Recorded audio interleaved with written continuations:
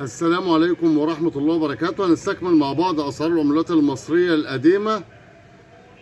بشرى للجميع، لو معاك الربع جنيه المخروم إصدار عام 1992 بيعمل النهاردة 10,000 جنيه. بكرر، الربع جنيه المخروم ال25 قرش بتاعت زمان إصدار عام 1992 بتعمل 10,000 جنيه، والربع جنيه المخروم إصدار عام 1991 بيعمل 25,000 جنيه.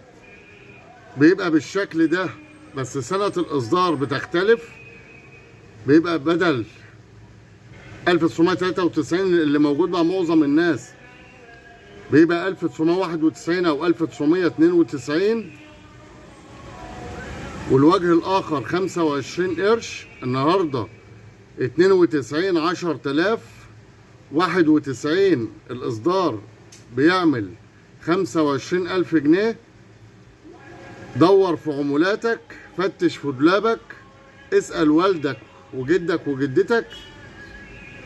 الخير جاي بإذن الله. تابعونا على التيك توك محمد حكيم، على اليوتيوب بمحمد حكيم بورسعيد، ده اسم القناة. بكرر اسم قناتنا على اليوتيوب محمد حكيم بورسعيد. تابعوا معانا كل جديد، واشكركم واشوفكم على خير بإذن الله.